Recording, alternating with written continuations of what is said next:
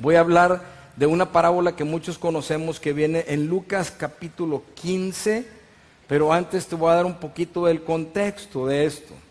Cuando Dios está hablando de esto y Jesús está hablando de esto, habla de tres parábolas. Las tres parábolas tienen una enseñanza para nosotros similar de alguna manera, pero la primera habla de un pastor que tiene 100 ovejas y dice que de pronto pierde una y deja las 99 para ir a recuperar aquella oveja que está perdida.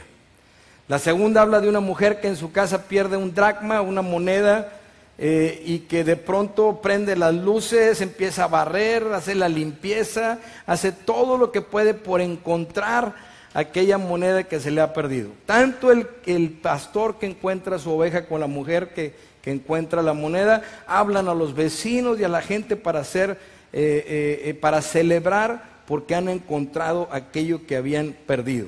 Y la número 3 es la de que conocemos muchos como el hijo pródigo, que vamos a hablar un poquito de él, pero realmente queremos llegar al punto hoy de hablar del padre modelo. Y esta parábola nos deja mucha enseñanza para nosotros como papás, sea que seamos, realmente para todos nosotros, pero seamos padres adoptivos, biológicos, tutores o lo que sea, el reflejo que debemos de dar a aquellos niños que necesitan esa figura, ver el amor de Cristo en sus vidas, bueno, es una responsabilidad que tenemos todos nosotros aquí en la tierra. Los que creemos en Jesús, Él ha puesto algo en nuestros corazones. Y empieza diciendo algo muy, muy interesante. Empieza hablando, voy a ir al capítulo 15 de Lucas y voy a leer los primeros, el versículo, del 11 al 14, donde dice: también dijo un hombre tenía 2 hijos, el menor de ellos dijo a su padre: Padre, dame la parte de los bienes que me corresponden, y le repartió los bienes. No muchos días después, juntándolo todo, el hijo menor se fue lejos a una provincia apartada y ahí desperdició sus bienes viviendo perdidamente. Una de las cosas que vemos aquí en este joven es que él, cuando sale de la casa del padre, sale pensando que el lugar donde está viviendo no es el mejor lugar para vivir, que la casa del padre no es el mejor lugar para él. Describe que él toma una decisión de irse a vivir la vida loca, ¿sí? Se va él a vivir como él quiere, a gastar lo que él quiere. Él no piensa en el futuro, solamente está pensando en él mismo, hace lo que quiere, gasta como él quiere. Y vive, dice la palabra que vive perdidamente, ¿sí? Eso es lo que, así es como decide el hijo cuando se aparta de la casa del padre. Quiero hacer un comentario que, aunque de pronto vamos a estar hablando de cuestiones de una herencia y pudiéramos pensar en cosas materiales, yo quiero que estés pensando en tu propia vida, en tu tiempo, en tu corazón, en tus decisiones, también en tus bienes, en todo lo que tú eres como una criatura delante de Dios. Pero hay algo que dice en el versículo 14. En el 14 dice: cuando todo lo hubo malgastado. O sea, ¿cuántos saben que cuando tú no trabajas y tienes dinero y lo estás gastando, tarde o temprano se te va a acabar? Se va a acabar. ¿Sí? O si tú te la pasas gaste y gaste, y así es. Hay una diferencia aquí entre el inmaduro y el maduro, pero dice: cuando todo lo hubo malgastado, vino una gran hambre en aquella provincia y comenzó a faltarle. Malgastando su dinero, se había perdido prácticamente todo. Hace rato te decía, compró los vicios que quiso, compró la ropa que quiso, quizás las mujeres que quiso, fue a donde él quiso y gastó todo su dinero, pero no había invertido absolutamente nada. Solamente había gastado y ahora se le acaba todo. De pronto aquella herencia que él tenía, aquellos bienes ya no están presentes él. Entonces, alguien así no piensa en nada, hay una diferencia entre la persona madura y una persona inmadura. Y aquí vemos que el inmaduro no considera el día de mañana, no considera lo que va a pasar después, que un día se va a acabar. Te dije que conectes esto con tu propia vida. El inmaduro no considera que la vida es solamente un tiempo. Santiago, James, en la Biblia dice que es como la neblina, que de pronto aparece y de pronto se desvanece. Así es la vida del hombre. De pronto se acaba el dinero, viene el hambre y dice que comienza a faltarle. Esto es lo que dice el versículo 14. Está en una provincia, lejos de casa, lejos del padre, tomando sus propias decisiones, y ahora de pronto no tiene nada, no tiene tampoco a quién ir. Los amigos ya se fueron, ya él se encuentra solamente con su miseria, sin aquel gozo, aquel placer que sentía cuando tenía todo por haberse ido lejos de la casa del padre. Entonces te decía que a veces no consideras que todo se va a acabar, y de pronto en el versículo 15 dice: y fue y se arrimó a uno de los ciudadanos de aquella tierra, el cual le envió a su hacienda para que apacentase cerdos. Quiero irme rápido acerca del hijo porque quiero llegar a la enseñanza del padre. Entonces él empieza a buscar qué hacer porque de pronto ya no tiene nada y se encuentra una persona, y la única persona que le puede ayudar, el único trabajo que puede recibir es cuidando cerdos, alimentando cerdos.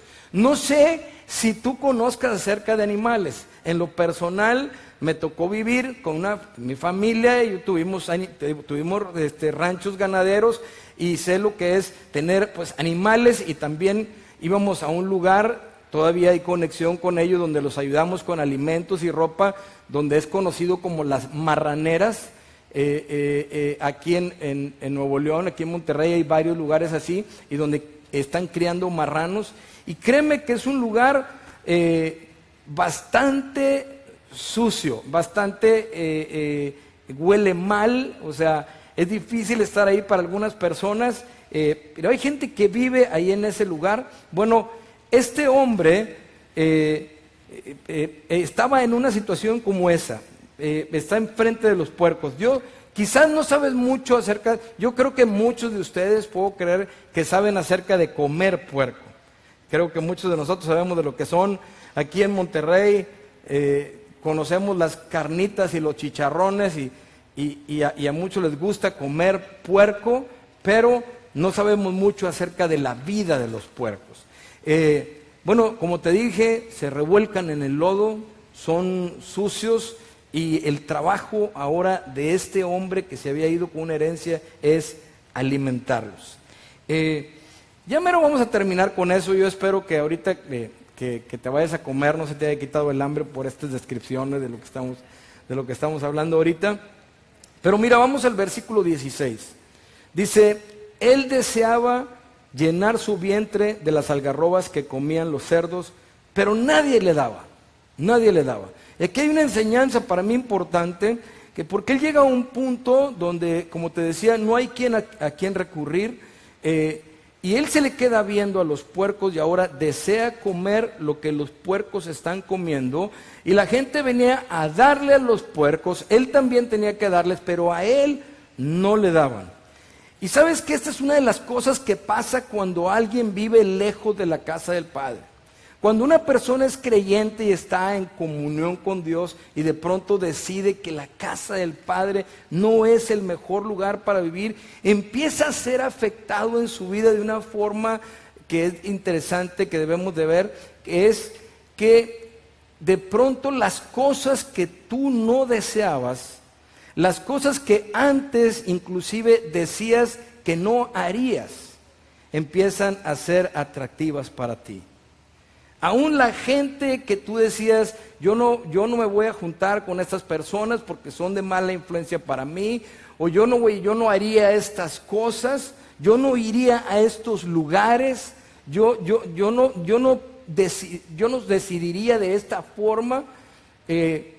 La verdad es que cuando alguien está lejos del Padre, aún las cosas más pecaminosas o más equívocas llegan a ser hasta agradables para el corazón del hombre que está lejos de Dios.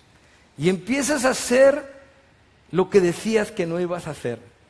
Y empiezas a estar ahí al grado que este joven está ahí, lejos de la casa del padre, ahora en una situación donde aún lo que están comiendo los puercos se empieza a ver agradable para él.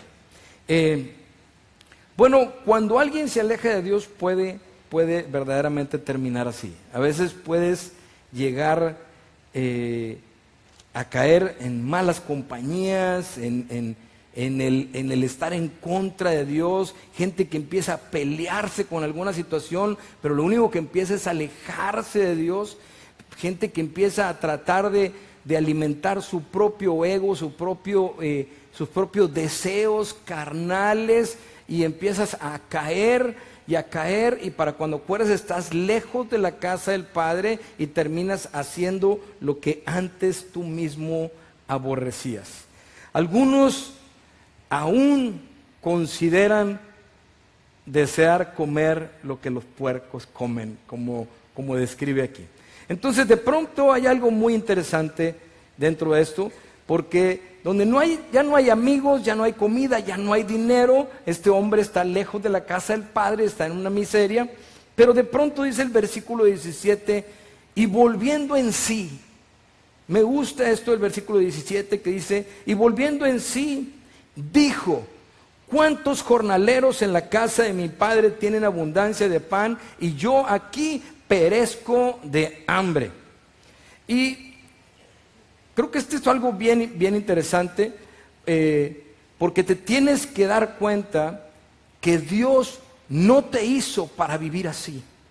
Gracias a Dios, cuando una persona, que todos estamos expuestos a la posibilidad de caer en un error, pero que en ese momento la oración de la iglesia es que volvamos en sí, que podamos reaccionar, que podamos verdaderamente pensar y meditar en lo que estamos haciendo. Hemos hablado de esto, de cómo viene una convicción a él cuando él vuelve en sí y se da cuenta del lugar de donde está. Pero te das cuenta porque Dios está obrando en tu corazón y Dios no te hizo, no te creó para vivir ahí. Dios no te creó para estar entre los puercos. Dios no te hizo para vivir en ningún lugar lejos de la casa del Padre. Dios no te hizo para vivir esclavizado de las drogas. Dios no te hizo para vivir esclavizado del alcohol. Dios no te creó para acostarte con quien sea que se te ponga enfrente. Dios no te creó para estar enojado con la vida. Dios no te creó para andar en los lugares donde no debes de estar. Dios te creó para estar con Él en su casa. Amén. Para eso te creó, y es lo que el Padre está tratando de hacer en el Hijo y en nosotros, tratándonos de dar esa identidad de hijos. Hay un poder espiritual que trae revelación a nuestros corazones, que lo que pretende es mantener esa identidad y entender el propósito de nuestra existencia. Y que no perdamos el tiempo, porque el mundo está sedientos y Dios nos mandó a nosotros a ser la luz del mundo y la sal de la tierra. Ya cuando llegamos a este punto, que es el principal, quiero hablarte del amor del Padre. Primero vemos que el Hijo sale de la casa y se va pensando, si me muevo está bien, los que están allá en la cámara, está bien si me muevo. Entonces se sale pensando, la casa del Padre no es el mejor lugar para vivir, ¿sí? Y sale pensando así. Ahora de pronto entiende y dice, wow, aún como peón, como jornalero, como trabajador en la casa de mi Padre, los que trabajan ahí tienen abundancia de pan. Empieza a darse cuenta y a pensar y a desear regresar a donde nunca debió de haber salido, a la casa del Padre. Y dice la palabra, dice que él, en el 18 y el 19 dice, me levantaré e iré a mi padre y le diré: Padre, he pecado contra el cielo y contra ti.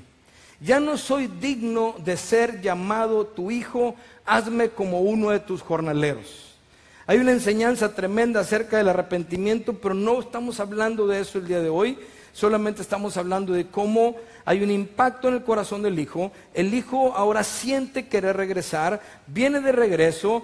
A mí me gusta reconocer a este joven porque ahora su actitud es diferente. Ya no es la actitud de dame tu herencia.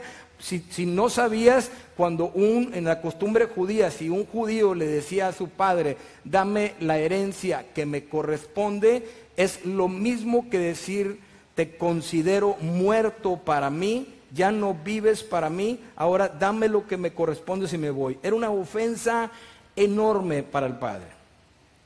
Ahora está cambiado, ahora viene de regreso, ahora dice: voy a levantarme, voy a ir con mi papá, le voy a decir: he pecado contra el cielo y contra ti, hazme cuando menos ahí como uno de tus trabajadores, dame chamba aquí, nada más, con eso me conformo. Pero bueno, llegando al punto principal, vemos cómo hay un cambio de actitud, y en el versículo 20, para terminar con el hijo, dice: levantándose vino a su padre. Que hemos hablado de también la voluntad, el hecho de hacer, no solamente sentir, sino reaccionar y ir de regreso, hacerlo. A veces es difícil, pero lo tienes que hacer. Dice: levantándose vino a su padre, y cuando aún estaba lejos, lo vio su padre. Esto me impacta, esto me sorprende bastante, porque hay una enseñanza aquí de cómo el padre está atento y lo está viendo ahí de lejos. En el versículo 20 dice: lo vio desde lejos, lo vio su padre, y fue movido a misericordia, y corrió y se le echó sobre su cuello y le besó. Me impacta porque nosotros sabemos, en el Salmo 139 dice: no hay manera de huir de Dios, de irte lejos de Dios. Donde quiera que tú estás, Dios ahí está. Dios te está viendo. Pero no te ve con ojos para condenarte. Te está viendo porque te ama. Entonces este padre dice que cuando aún está muy lejos el hijo, el padre lo pudo ver. Y desde mi punto de vista puedo pensar que había un deseo de verlo, de todos los días quizás pararse a decir: yo sé que un día mi hijo va a regresar, un deseo de que regrese, pero te está viendo, y tienes que tener una enseñanza en tu corazón. No importa hasta dónde hayas caído, no importa los errores que hayas cometido, no importa que hayas caído en el lodo, no importa que hayas pecado o hasta qué profundo esté tu error o qué mal esté tu error. Acuérdate que el Padre, desde ahí, su mirada está sobre ti. Él te ve donde quiera que estás, como quiera que estés. Él te está viendo y te está esperando también. Bueno, aquí continuamos viendo la actitud del Padre, y yo creo que hay aquí una enseñanza antes de llegar a 3 puntos importantes y rápidos. Una enseñanza es el hecho de que el padre vea a sus hijos, ¿sí? Algunos de aquí todavía no son padres, pero lo van a hacer. Algunos de aquí pudieron haber tenido papás que no estuvieron contigo, pero un día tú vas a ser padre. Y tú tienes que aprender a que es importante que tus hijos sientan que tú ahí estás. Yo recuerdo muy bien que cuando yo jugaba fútbol, recuerdo que mi papá estaba ahí en los juegos de fútbol. Tengo ese recuerdo. Mi papá ya está con el Señor, mi mamá también, pero yo recuerdo que en los juegos de fútbol ahí estaba, en las cosas de la escuela a veces ahí estaba, en algunas cosas que yo hacía ahí estaba. Cuando me fui del país iba a visitarme y estaba viéndome. Algunos de ustedes saben que viví una vida muy incorrecta, lejos del país, lejos de mi casa. Y cuando yo decido regresar porque Dios toca mi corazón, estando en una mesa, está mi padre ahí, mi papá sentado al lado de mí, y le digo: papá, voy a regresar a Monterrey. Y él voltea y me ve a los ojos y me dice: no sabes cuánto le he pedido a Dios por lo que acabas de decir. Esto es un impacto tremendo, papás. Tus hijos necesitan saber que tú estás ahí. Necesitan saber que estás ahí, que cumples con esa responsabilidad. Yo me acuerdo de estar en los juegos de fútbol de mis hijos. Me acuerdo de mi hijo mayor, René, que ya está casado, vive en Ohio. Tiene 2 niños, dos nietos que nos dio. Y recuerdo que estaba así como de 10, 11 años y está en un juego de fútbol. Al final se van a penalties, se tiene que decidir por penalties. Y faltaba una persona que tirara un penalti. Si lo metían, entonces ganaba el equipo de él. Y yo estaba acá. ¡Que lo tire mi hijo! ¡Que lo tire René! ¡Que lo tire! O sea, que lo tire él, diciéndole al coach, gritándole. Y finalmente me acuerdo cuando le da la oportunidad de tirarlo y lo tira y ganaron. Y ahí estábamos, brinque, todo lo que quieras. Me acuerdo de los festivales de Samuel, de la canción, de estar en estos festivales cantando y practicando y estar ahí también gritando y gritando porque tú consideras que debe de ganar. Me acuerdo de ver a mi hija jugando fútbol, Abigail, que de pronto por ahí le meten un foul y gritarle al árbitro, árbitro, ese fue foul, que saca a la otra persona, expúlsala. Pero mi hija, acá entre nos, les confieso que nosotros decimos aquí en México, es media hacha, o sea, ¿sí? Es media faulerita, es dura para jugar, y entonces de repente, ¡pum! Tumba a alguien, ¿verdad? Y yo pienso así, fue accidental, ¿sí? Sí, tantas cosas, ver a mi hijo Daniel en sus exámenes finales musicales de saxofón, verlo jugar fútbol, cuando estaba pequeño verlo jugar fútbol y él, de repente todo el equipo jugando fútbol y a él le gustaba jugar con la tierra y estar haciendo cosas ahí, o sea, hay que estar ahí, dice la Biblia que cuando el padre de este hijo vio a su hijo, fue movido a misericordia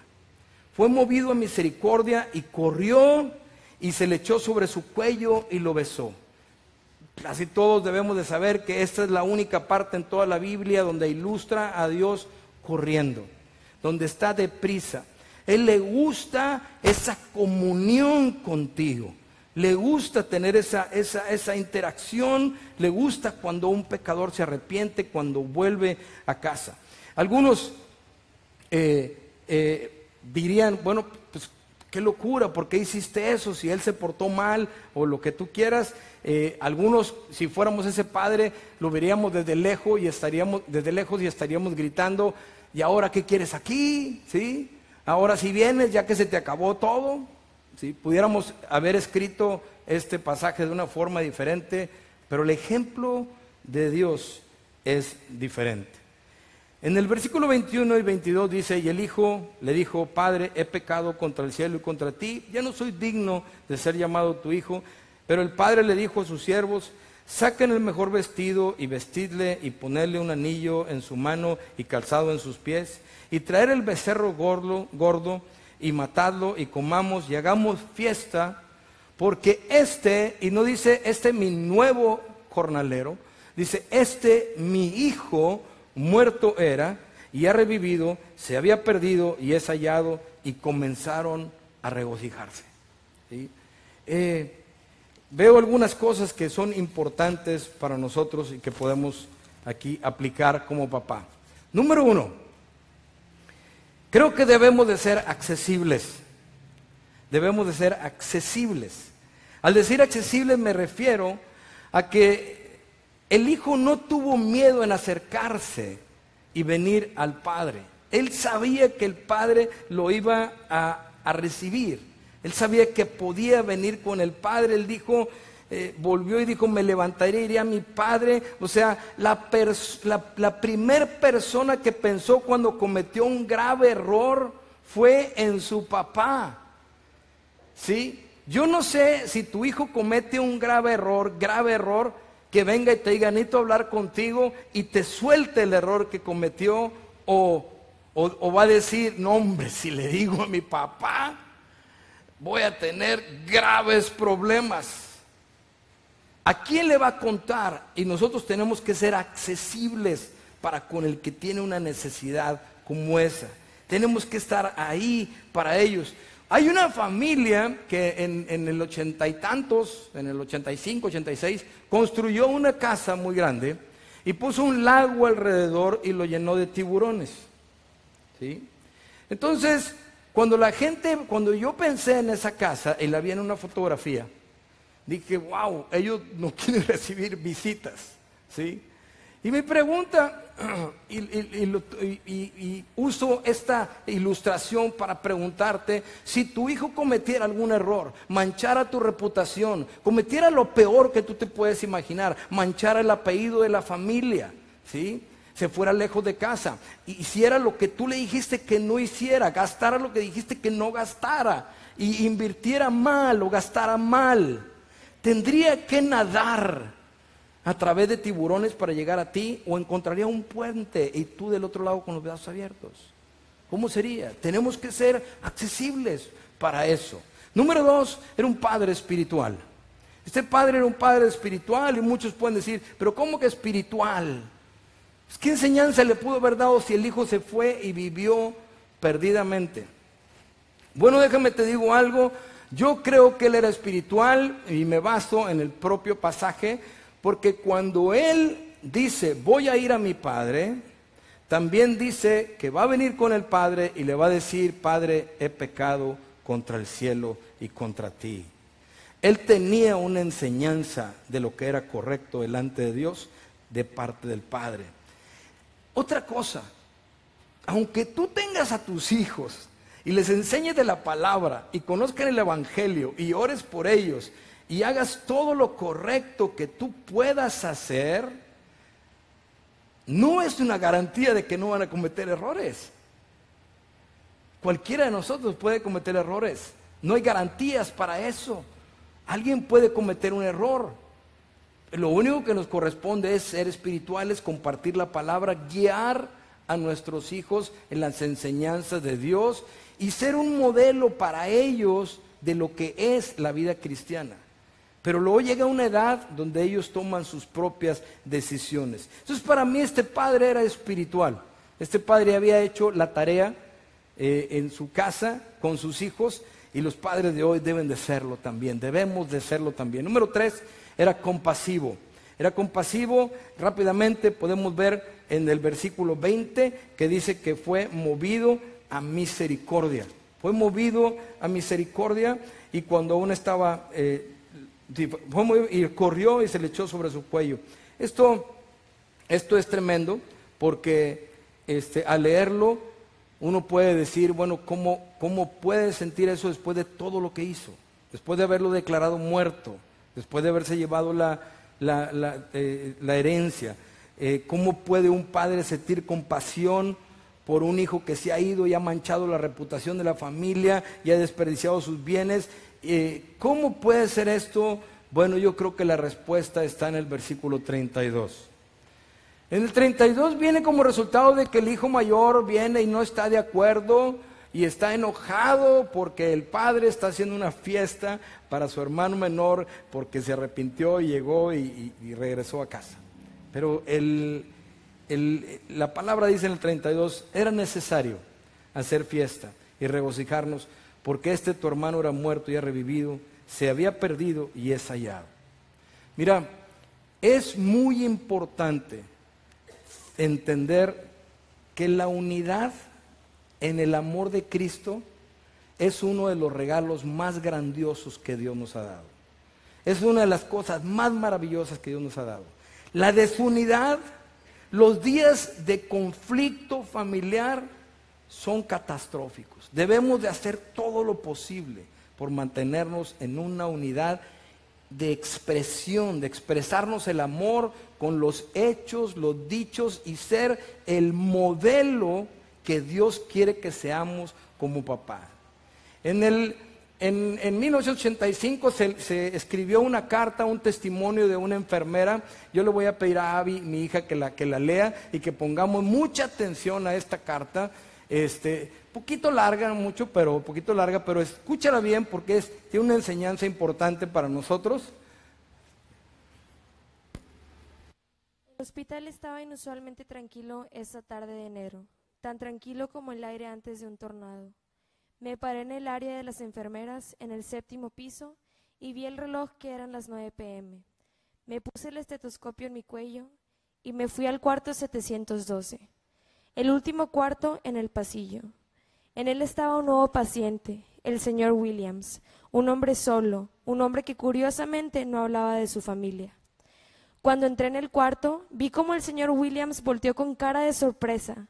Sin embargo, se agachó como desilusionado cuando vio que tan solo se trataba de mí, su enfermera. Le puse el estetoscopio en el pecho y escuché, y se oía claro de tal manera que me pude dar cuenta que este hombre había sufrido un pequeño infarto unas horas antes. Volteó y me vio desde su cama. «Enfermera, ¿podría usted?» Y se frenó, y lágrimas salían de sus ojos. Antes también trató de preguntarme algo, pero cambió de opinión. Lo tomé de sus manos. Él se limpió las lágrimas y dijo, «¿Podría llamar a mi hija y decirle que tuve un ataque al corazón? Dígale que fue uno pequeño, sabe que vivo solo y ella es la única familia que tengo». Y su respiración se alteró de pronto. Le subía su oxígeno nasal a 8 litros por minuto. «Claro que le voy a llamar», le dije estudiando su rostro. Jaló la sábana y se trató de enderezar, y su rostro se veía con urgencia, y dijo, «¿Le puede hablar ahora tan pronto como pueda?» Su respiración se había acelerado. «Le llamaré enseguida», le dije palmeando la espalda. Apagué la luz y él cerró sus ojos jóvenes en su rostro de alguien de 50 años. El cuarto 712 estaba oscuro, con una excepción de una luz que salía del lavabo. El oxígeno hacía un sonido sobre su cama. Sin querer irme, me moví despacio hacia la ventana. Los vidrios fríos, podía ver la neblina cubriendo el estacionamiento. «Enfermera», dijo, «¿me puede conseguir un lápiz y un papel?» Saqué un pedazo de papel amarillo y un lápiz de mi bolsillo, y se lo puse en el buró. Me fui a la barra de las enfermeras y me senté junto al teléfono y busqué todos los datos de la hija del señor Williams y le llamé y me contestó con una voz muy suave. «Janie, habla Sue, una enfermera del hospital. Estoy hablando con respecto a tu papá. Él fue aceptado esta tarde con un pequeño infarto». «No», ella gritó en el teléfono, «por favor dígame, no se está muriendo, ¿verdad?» «Bueno, su condición es estable en este momento», tratando de sonar convincente, y me quedé callada por un momento. «Por favor, no, le dejé morir». Su voz se oyó en un ruego que hizo temblar mi mano en el teléfono.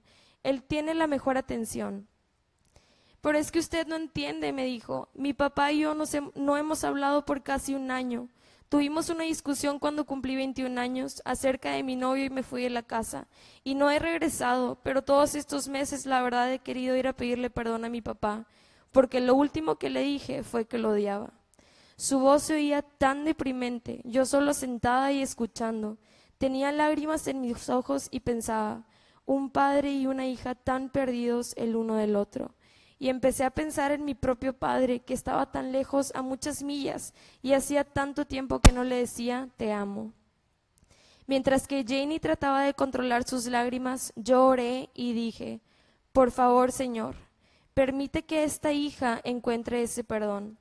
«Voy para allá», dijo ella, «estaré en 30 minutos», y colgó el teléfono.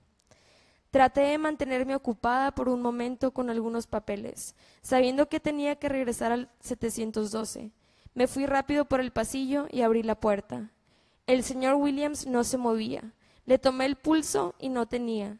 Marqué de inmediato la clave 99 para el cuarto 712 y enseguida ya estaba por todo el hospital. El señor Williams había sufrido un paro cardíaco. Me moví de inmediato y nivelé la cama y empecé a darle respiración artificial. Después con mis manos presionaba su pecho, 1, 2, 3, empezaba a contar y cuando llegaba hasta 15 volvía a la boca y lo intentaba de nuevo. «¿Dónde está la ayuda? No puede morir». «Oh Dios, su hija está en camino, no permitas que termine de esta manera». La puerta se abrió y muchos doctores y enfermeras entraron al cuarto. Usaron todo el equipo necesario, le inyectaron medicina, conectaron el monitor del corazón y nada. Y oraba, «Señor, no permitas que termine así. Con amargura y dolor su hija ya viene. Permite que encuentre paz». «Muévase», dijo un doctor con el equipo de electroshocks. Lo intentaron varias veces sin respuesta. El señor Williams había muerto. Una enfermera desconectó el oxígeno y se fueron yendo de uno en uno y se quedó aquello en silencio. ¿Cómo puede pasar? ¿Cómo? Estaba junto a su cama, estaba frío y empezaba a nevar. Todo me parecía negro y frío y me preguntaba, ¿cómo voy a enfrentar a su hija? Cuando salí del cuarto la vi parada cerca de una fuente. Un doctor que había estado ahí estaba con ella y cuando se fue el doctor ella se quedó con la cabeza tocando la pared. Reflejaba un rostro tan herido. El doctor le acababa de dar la noticia. La tomé la mano y la llevé al comedor de las enfermeras y estábamos ahí sin decir una sola palabra. Ella solo le quedaba viendo a un calendario. Lo siento, le dije tal vez inadecuadamente. Y ella me dijo, nunca lo odié, yo lo amaba. Señor, ayúdale, pensé. De pronto me dice, quiero verlo. Mi primer pensamiento fue, ¿para qué pasar por más dolor? Verlo solo para empeorar las cosas. Pero la tomé del brazo y nos fuimos por el pasillo. Al llegar le apreté la mano, esperando que tal vez cambiara de opinión, pero ella abrió la puerta. Nos acercamos a la cama y ella puso su rostro en las sábanas. Yo traté de no ver este momento tan triste y me puse en el buró y recargué mi mano y al poner mi mano sentí un pedazo de papel. Era el pedazo amarillo. Lo levanté y decía, mi querida Janie, yo te perdono y oro para que tú también me perdones. Yo sé que me amas y yo también te amo. Tu papito. Temblando me acerqué y se la di a Janie, y la leyó y su rostro cambió, de desesperanza a un rostro de paz. Ella abrazó el pedazo de papel. Gracias Dios, yo murmuré. Me fui corriendo a un teléfono y le llamé a mi papá y le dije, te amo. Lo que este padre tuvo en el último momento de su vida es lo que todos necesitamos. Compasión de su extraña hija, con esa simple nota la liberó de vivir el resto de su vida, tal vez en un tormento. Un hombre tenía un hijo adoptivo y tiene una niña después propia y la niña dura 1 año solamente de vida, ¿sí? Después este niño fue creciendo y decía que su padre nunca le había dicho que lo amaba, nunca. Ya el hombre de edad avanzada tiene Alzheimer y el testimonio del hijo es que él fue a visitar a su padre al hospital y al abrazar a su padre finalmente él le dijo, te amo. No hay necesidad de llegar a eso. Hay una necesidad más bien de dejar fluir, dejar que salga de nosotros lo que Dios nos ha dado, el amor que nos ha dado.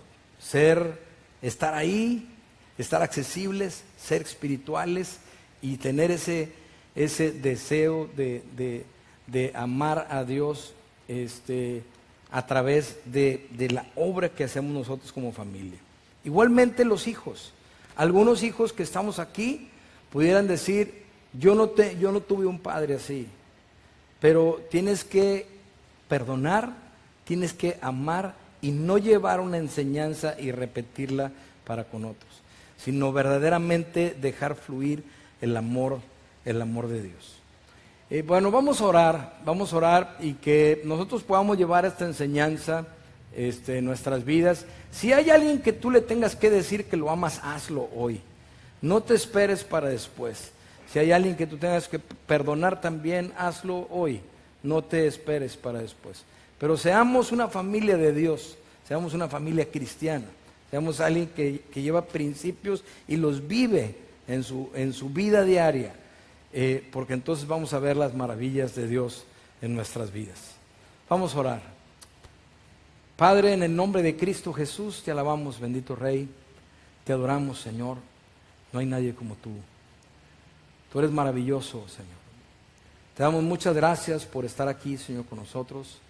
Gracias por tu palabra, Señor. Gracias por cada uno de los hombres que están en este lugar, Señor. Gracias por los papás biológicos, adoptivos, por los papás, por los fosters, por los familias de acogimiento. Gracias por los tutores, maestros. Gracias, bendito Padre, por todos aquellos que de alguna manera, Señor, transmiten el amor tuyo hacia aquellos que lo necesitan. Señor, bendice nuestras familias, únenos, Padre, y que tu nombre sea honrado y glorificado siempre en nuestras vidas, Señor. En el nombre de Cristo Jesús.